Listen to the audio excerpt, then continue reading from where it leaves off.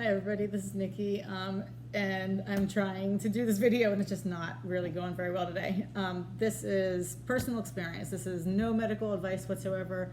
I am attempting to do a walkthrough of the general things I needed to do today, taking my T-Slim X2 out of the box because I have finally gotten my own T-Slim X2, and I'm finally returning my old upgrade program one.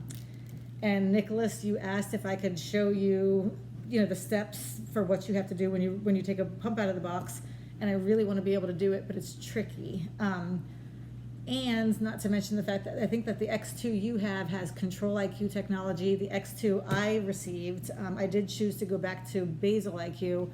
So as much as I want to be able to show you step for step, you have some steps I don't have. I have some steps you don't have. And the menu options have changed. So even the ones that overlap, they're not necessarily in the same place. Some of them are. So I'm going to do the best I can do to show you some of the general things I have to do when I take the pump out of the box. And I am here to try to answer any questions if you trust me enough to ask any.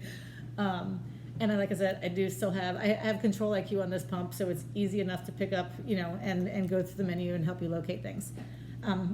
Okay, so I got two things in the mail. I got a box for accessories and instructions, and inside there was things like my charging cable, my charging thingy, my cartridge popper. That's what I call that. Is to remove the cartridge, during your set change, and an pump case. That all came out of here. And then obviously was the box with the actual pump in it. I did need to, because that's how I am, take it out of the box and immediately put it on a charger. I put it on my old charger. I don't know if it was necessary, but I wanted to start with the full charge. I was a little surprised to find that when I took it out, it was already charged to 35%. I was even more surprised to see that when the screen timed out and it turned back on again 2 seconds later, it was at 15%. But in reality, none of it mattered. I was going to charge it to 100% anyway. In order to find out that 35% and all that information, I had to turn my pump on first. The T-Slim is a little bit tricky, if that's what you'll call it, because you can't just turn it on. It's not like Medtronic. You actually need to attach it to a charger, and then you need to hold this wake up button for 30 or 35 seconds. I need to hold it down really well. And if if it slips 15 seconds in, then you need to do it again for 30 seconds. Maybe 20 or 25 seconds in, my screen read booting, so I knew that I'd turned it on or engaged it. And then within a few seconds, it read starting application.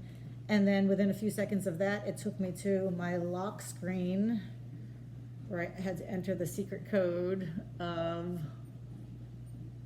1, 2, 3. I'm already in my menu because I was trying to do this video. Okay, this is where it gets tricky. Obviously, all of your settings, your basal rates, your carb ratios, all those things are going to be very, very specific to you. So I have zero to say in regards to what your personal settings need to be, and I think you know that. I also would like to encourage you to clear everything with the provider, or get Tandem on the phone, or make sure that you're covering all your bases, because a lot can be lost here, and that is very true. I am very comfortable setting up my own pump because first of all, I've made so many mistakes in the past that I still find it hard to believe I can do worse than what I've done. But also because I've done some of these pumps. I've set up these pumps. There was a time where I was not to be trusted, and I don't think I'm there anymore. So I did set up my own pump this morning. It is not complete, but I'll show you the steps that I've done so far, and I will do the best I can to show you where these things are located. And I'll say I did these in no particular order. True training would be nice because it's so organized, and they take you with a little workbook and everything and show you where to go. But I'll show you how things unfold in my mind.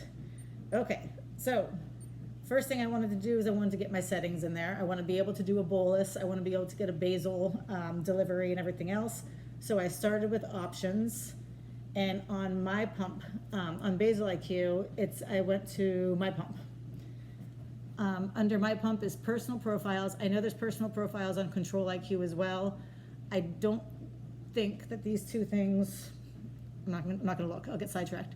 I don't think that this is the way it's set up, because I don't think that there is a pump settings under your personal profiles. Under your personal profile. Under mine there is, and inside this menu I can find quick bolus, max bolus, and basal limit. Out of these, max bolus and basal limit would be the really important ones, and those are just kind of to make sure that you don't accidentally deliver more than you mean to. So I think default max bolus is 10 units. I like mine at 16 because I'm a pig and sometimes I eat too much. And my basal limit, for very similar reasons, is set at 3 units an hour, which for Basal-IQ is the limit. And that's because I do like to crank up the temp basal, or the temp rate. Quick bolus, I'm trying for the first time. I've always had that turned off. I set it for 1 unit, and I'm hoping that maybe it's my mom's idea, maybe a simple 1 button click in the middle of the night so I don't accidentally deliver 15 units again, which I've been known to do. So that's what's under there. Under personal profiles, I've already set mine up. But when I went to go ahead and set it up, the way I started was just with the plus button. I named it, so I'll just name it AJDG. And then under here is where you get started. Press to set up. You follow the whatever, the prompts. And the first one you're in, I think automatically starts at midnight. So once you save that one, then you would go ahead for the next one and start the next. I'm not going to do it because it's going to take too much time. It starts at midnight, so when you save that first basal rate, the next one where it asks you the time, it would be when your next one starts. If you follow the prompts and call Tandem, they'll be able to do this much better. I'm going to exit and delete. Okay, so that's personal profile. That's 7.5 minutes. If there's something else really easy, I'll do it next. Okay. After setting up my basals under personal profile, I was also able under that, I will go in there. I was also able under personal profile to set up my carb ratios, and that's because it's a part of those it's part of those time settings. So for instance, okay, whatever, we'll call that one C. I'll go in, I'll put basal 1 unit. My correction factor is also under here. So my correction factor, they already put in the 1. So I only need to say it's 1 to, I'm gonna say 50. My carb ratio is right there. And again, they already put in the 1 unit to 10. And then target BG. Which mine currently is set at 100. I don't even know I think you do set that in Control-IQ as well. And I'm considering maybe dropping it, but I'm not messing with that today. So just for demonstration purposes, we'll put in 100.